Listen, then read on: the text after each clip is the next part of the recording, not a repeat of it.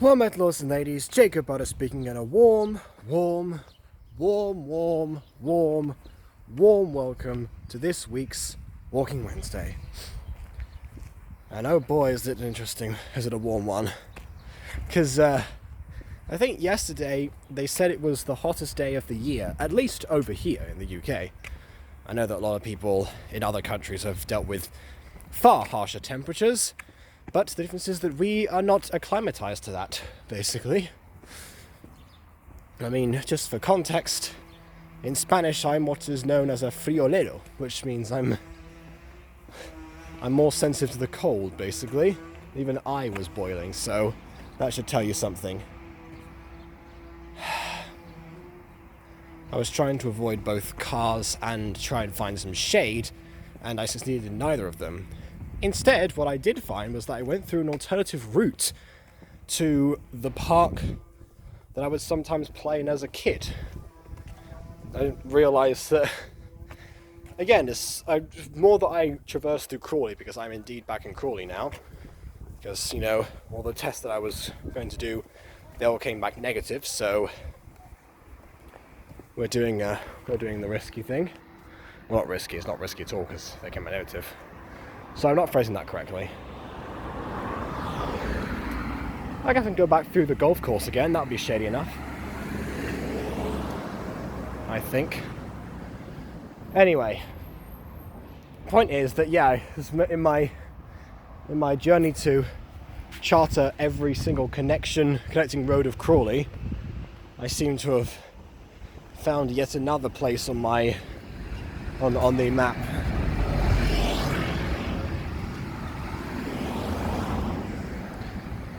I don't know. Either way, I've been busy, as you can imagine. Because yeah, most of last week actually was dedicated, partially at least, to trying to make the remake scene for the remake episode 1 of Fallen Angels. Because, yeah, it's interesting when you do that kind of thing, because, hold on, I'm going to cross the street first and then I'll talk.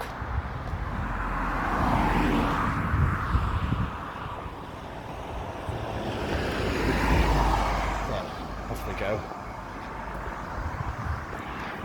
Let's get away from the cars.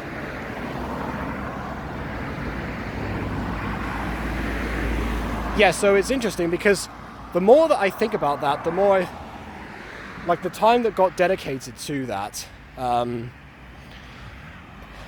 time in between the first episode and now, obviously, was going to be 1 year, because the anniversary was July 19th. I don't know if I know I spammed Discord with the stream notification when it actually started. I know that quite a few of you were there, so thank you all for actually attending there, because Fallen Angels is pretty close to me as well as to Aiden. Though not to the same extent for obvious reasons, you know. Hold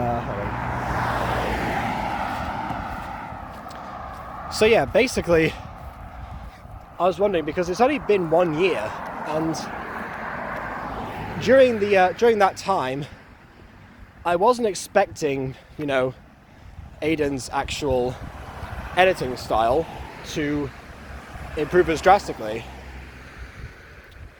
At least as drastically as mine did in 2 years in between the first episode and the remake and first episode of Meet and Girl. So yeah, I do wonder, because there's so many cars at once. There are just so many coming now. I sacrifice the shade, but I sacrifice the noise. No, I don't sacrifice to gain the noise, I sacrifice the silence.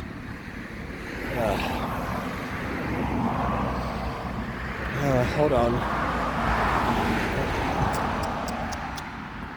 I think that's it for now. Where was the golf course? Do I have to go through like a hidden path or something? Is it only revealed once in a blood moon or something? Because we had one of those this year, didn't we? Yeah, I don't know.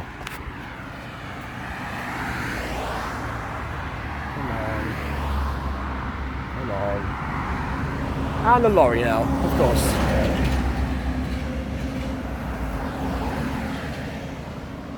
Okay, but yeah.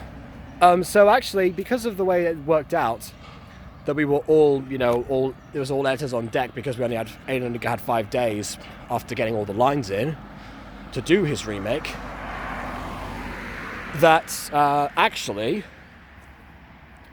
there is a big difference in a lot of them, because obviously, there's more people that are on board for the actual show and something to base the show off. Okay, the Hawthwoods. I'm turning in here. I don't care.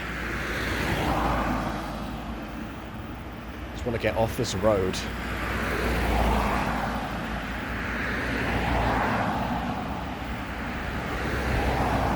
Da-da-da-da.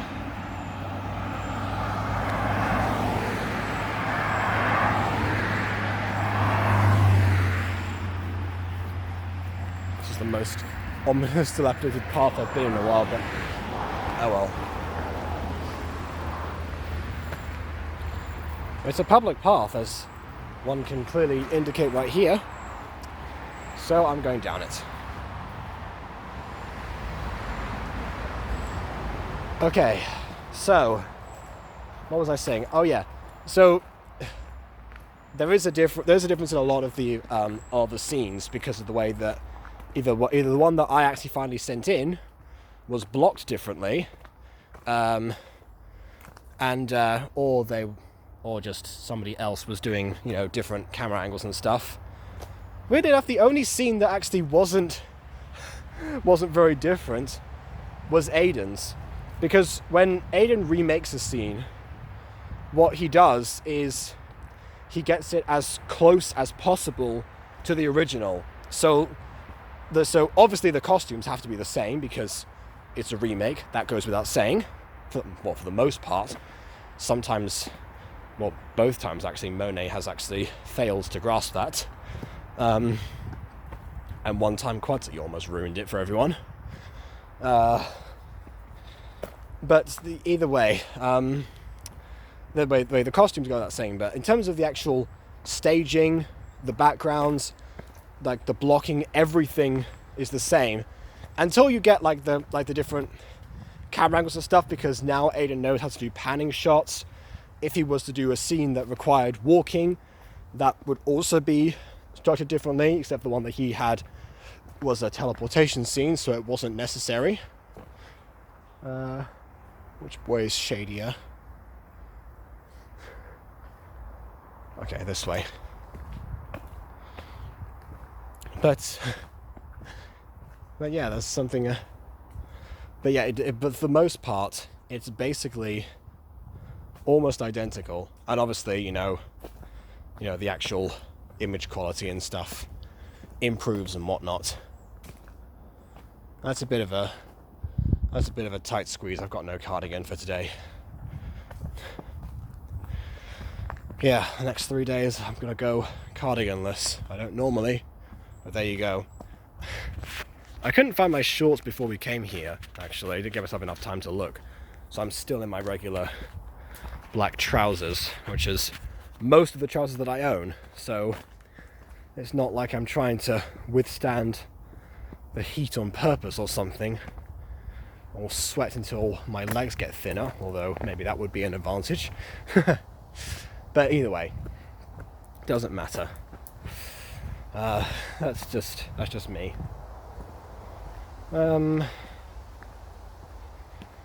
But yeah. So again, it's interesting having that, because essentially, because of the different editors, we actually do get something that is fundamentally different and not just the same thing again. So in reality, I was actually proven wrong by myself in a way, because I contributed to that. Because I did the first scene, and if people saw the stream, it was sort of rebuild it from the ground up kind of thing. So like the background, I didn't use the same background. The actual character designs are mostly different. They had I played around with perspective a little bit because of the way that I chose to pan around. I had establishing shots. We kind of saw Asphodel from the underworld a little bit. There was some music going there and a few sound effects. I don't normally add too many sound effects when I'm editing for someone else because I usually like to try and let them take over, because for stuff like footsteps and stuff I didn't put any sound effects on. And I know for a fact that Aidan wants me to send him the sound effects that I did put in because he likes the way that I do that now. So that's another thing. So that's why I took that risk. And also, I knew that he was going to upload the scene on its own beforehand, and the song that we did choose didn't get copyrighted. So actually, that worked out. For those who are interested, it is Earth, the Bringer of Life. I can't remember who it's by, but it's supposed to sound like it's in the Planet Suite by Gustav Holst. And I've used a lot of the Planet Suite in The Mutant Girl. So I thought having something else that was in that same spirit would be good for Fallen Angels. So that was that. And that took up plenty of time, actually. Because, yeah, Aidan might be fast at making scenes, but I most certainly am not. And also, he didn't actually give me the other scene that I was supposed to do. I was supposed to do two scenes. I was supposed to do the beginning and the end. So I have the rest of Earth, the Bringer of Life kind of lined up for the end. Just when we get to that point. Speaking of getting to a point, look at where I am. Did I come down here a couple of weeks ago? I'm not sure. It's a bit of a quaint little area. I don't know. But yeah, I've got another scene that we'll be doing eventually. And he said these weren't done by the 24th, but there's been no update about that in a while. So I'm not sure yet. I mean, I hope it's going to be done soon, because I know how excruciating it is when you miss a deadline that you wanted for a video, and I don't wish that upon Aidan. Of all people, because even though he works fast, he works hard. Anyway, which is also a shame, because some of the people who did offer dropped out for seemingly no reason. Like, they messaged Aidan in particular, didn't say to the other editors what was going on. So we had one person drop out. A few decline, which is obviously, that's fair enough. But then some people, I don't think, actually end up. Who else was supposed to edit a scene? I can't remember now. Either way, we have 3 out of 8 scenes that are in the episode that are done. Fortunately, the one that I did, which was scene 1, was the longest out of all of them. So there's so at least most of the work is done, which that cannot be said for Puppy Love. Actually, no, it can be said for Puppy Love. I don't know. I'm gonna have to talk to the editor just about like what is going on, because she has kind of implied that there was stuff going on with her. Like, a lot of the VAs in Mutant Girl as well have family drama and stuff that they're dealing with right now, and thus have not been able to send in anything for episodes 9 and 10, as was the intention. So I'm kind of stuck at the moment, again, in terms of editing Gacha. And that's the problem with the voice actor stuff. Like, I've gone back and forth and trying to do on whether I should do a non-voice acted project or something. It still feels like a huge step backwards for me because of, again, the standard that I started at, but I'm hugely tempted at this point. But then again, I'm getting my rising fix elsewhere, because that's something else I've been doing this week. But yeah, I'm going to talk to the editor in question and see maybe if we can change the scene over, because Emma has also mentioned that she probably thinks that it's best if one of us takes charge of that. And believe me, when Emma's desperate to do a scene of something and get something out, that's when you know that it's got real. The queen of delays is pushing forward. That says something right there. So yeah, but in that stalemate, obviously, I haven't been recording a billion reviews this time, but what I have been doing, again, like I said before, is getting my writing fix. So yeah, Emma and I actually were writing some more of the remake of Timmy the Bad Boy yesterday. We got to the end of episode 3, which means we're a quarter of the way through. Oh wait, no, because we've got episode 13 as well. And yeah, that one's definitely the one that needs the most fixing, episode 13. Like, say what you want about episodes 9, 12, yada yada, but yeah, 13 needs something. It needs a conclusion. It's not just exposition.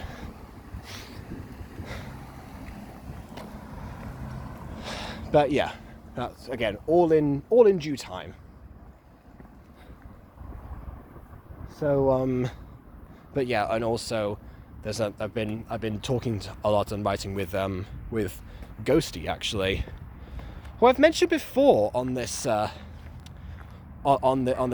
show, this Walking Wednesday, but not really in too much detail because I didn't really know her that well until very recently. And because for a while she had some medical complications and stuff, but she was away basically. So even during the days of Minecraft Adventures, I never actually got to really talk to her. Not that she was like in my perspective of the series, because obviously Emma and I had our own adventures going on, basically, and we were not as involved with the main rapidly progressing plot that was going on. I don't know. Though yeah, it's interesting because yeah, with that thing, the only thing I'll say right now is it's a fandom show, and then yesterday as well, what I ended up doing after my stream was doing a drinking game with Ghosty. Not the kind of drink game you're thinking of in terms of like with alcohol and stuff, but more like El Reto de la Sardina Coja, which is it was like a 3-parter that some Spanish YouTubers did a while ago. Do I want to go this way? No, I don't. It's uphill in the sun with cars. All 3 things I try to avoid here. Oh no, all I need is a dog, and that's it. Just an army of dogs, and that'd be the worst Walking Wednesday path ever. Anyway, point is, we made ourselves the most disgusting beverages we possibly could, and we took a shot of those every time that a line of My Street contradicted the plot or canon of the series. Hold on.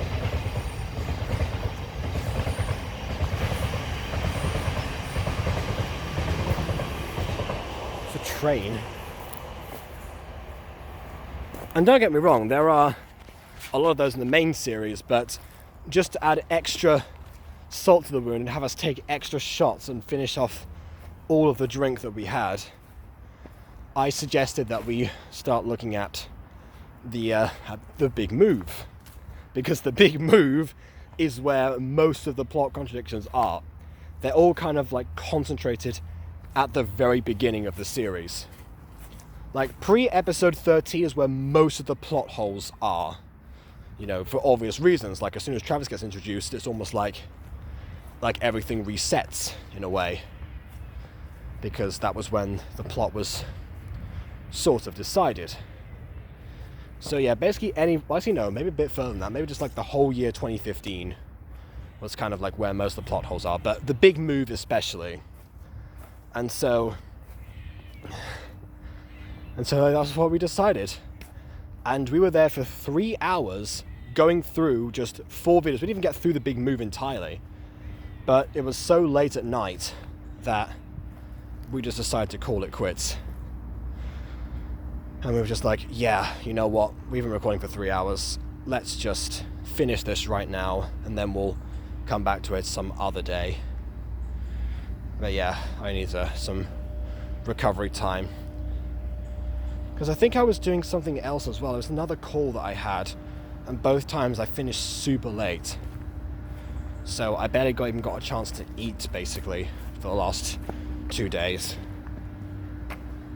So, yeah, basically, yeah, something like that. I don't know.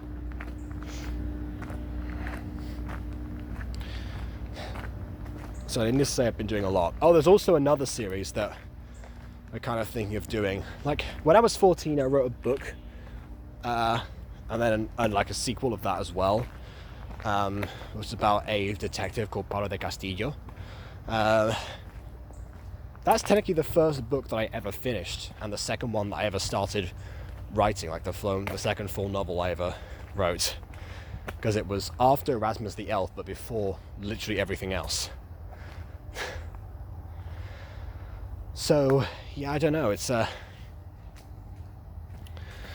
curious one. Because I remember it, but I lost the files for it, and so actually, can't remember. I think it might have been Emma who suggested that we turn that into a script or something for a murder mystery series, and then I believe it was Aidan and Caroline who joined. Caroline was especially enthusiastic about that. I was surprised she was so into murder mysteries, but there you go. Thank you. You're welcome. All right. But yeah, we didn't get too far with that one. I mean, most of the time I was trying to describe like the old characters. So we are trying to base what we did off the book. But the first book didn't have a murder in it. It was a robbery story. Because I thought I might as well start off this kid detective with something a bit lighter than an actual murder. But it quickly became apparent that was not what was going to happen. So we're taking the characters and the setting basically from the last time, and the core idea of a kid trying to prove herself to all of the adults that she is just as capable, you know, solving crimes isn't just for the big kids and all that, and then roll with it and turn it into something later. But yeah, who knows? It's going to be another voice acted project maybe that will get super delayed. I don't know. There's just so many things that I try to do, but because of the way that I tend to cast, they just get put further and further behind. I'm like, am I ever going to release this? Like, Virus Alert was a concept that I came up with right at the beginning of the COVID lockdown. And here we are, a year and a bit later, and I thought I'd never have time to actually make it during that time. But I definitely did. It's just such a shame. But yeah, the busier that I get, the less time I've devoted to stuff. And like I said with the past, like in episode 111, that I just don't know how I'm going to have the time to do all of it. Like, on one hand, I remember that when I first started off with the music go, my mum said not to rely on people for the content that I was doing, even though voice acting content kind of relying on people. So that wasn't an option really. But yeah, now I'm going to have to, because what else am I going to do at this point? Like, I risk like abandoning a lot of stuff that I do and just fading into obscurity and not finishing what I started, which is one thing that I hate doing. Or I just keep going at it and just keep spiraling further into into the madness that I am so desperately trying to suppress. And I just don't know. Again, I'm trying to do stuff in the real world and stuff like that. I've been invited by them to spend 4 days in Exeter or whatever, just before they're doing for like a walkie day with friends, and on one hand I want to get out of the house, but on the other one I'm probably going to have something to do or something at that time. Just not sure.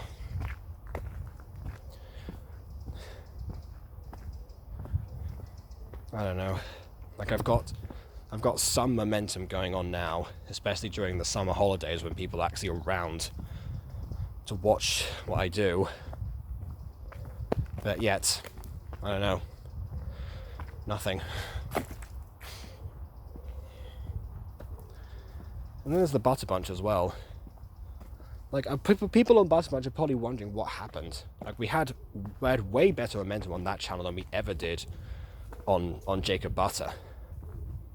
Except for maybe during like March, April 2020 or something, when I had that huge spike, like almost doubled in sub count. But even that is just like, well, yeah, but now what? Because it's been a while since I've ever even posted a what if, and people are still going to be interested when I come back. Because the what ifs were almost unanimously liked by people. Even when I made an unpopular move or something, like talking about the filler arcs and stuff. Like I've recorded the next what if and everything, it's just that I haven't had the chance to edit and publish it. And also, another thing that I've got is that in 5 days actually, so after the whole thing with Fallen Angels, is the anniversary of my YouTube channel. So what do I want to do for that? Do I want to do another music video? I'm not sure. Because I do music videos every year, basically. And I don't know if I really... I think that gimmick might be running out or something. And also, I haven't made a song since January, but on this main channel since December. So no songs of 2021 have come out on this channel so far. And I'm just like, well, yeah, but I don't know. Do I want to try and do a song during this time? Because I've had some ideas. I even started doing an Ian song for a while, and people said, oh yeah, go ahead and do that. Because people might hate Ian, but they also hated Michael, and that song did well. So who knows? I've just come back to the same clearing that I was at before. It's time to end soon, basically. I don't know. All I know is there's one project that I think really has potential, and that is a song. I'm gonna have to do one eventually, because now I got to talk. It was my nan's birthday on Sunday, and so there was like a whole family gathering, and people are going to be excited about this. Is that I finally sealed the deal with my cousin Westy in terms of actually doing a collab with him. Or for him, rather, because, you know, that's the way that you do stuff when you're coming with a big channel. Usually the smaller channel works on a video for that channel, and that's the way that it's done. So that's what I suggested. So he actually said something interesting to me. He said that when he plays with matches, he plays matches of videos of FPS games, which is what his channel's mostly about. He actually, He actually he sings parodies, like improv parodies, with his friends. And so he said he's not particularly worried about getting copyrighted, which is what I was concerned about, because I want to do something that ruins his branding, but I also want to do something that's, is going to damage him either. So that's why I never suggested doing a parody. But parodies are much easier, and also something that I frequently do anyway, in terms of like doing Bed Wars and stuff. Like, there's a lot of parodies that I was going to like fully develop from Bed Wars matches, and I just never actually got round to. So yeah, maybe I should do that. Like, do a song before the anniversary that's just one of the ones that I had from Bed Wars, and scroll through that repertoire. as well as a parody for Westy. I think that might actually work, because that's actually a good connection between those. But yeah, hopefully I'll pick one that maybe won't be too much of a risk to him. I'm not sure. We'll see, but that's probably the thing that is best for right now. And then after that, I'll worry about the Fallen Angel scene and the anniversary, and that shall be the week, most likely. Unless someone wants to do some writing, which is wait for decompressing and everything, in which case, call me. So yeah, as for everyone else, please leave a like or dislike because your opinion matters, and subscribe if not done so already. And on that note, until next time, farewell.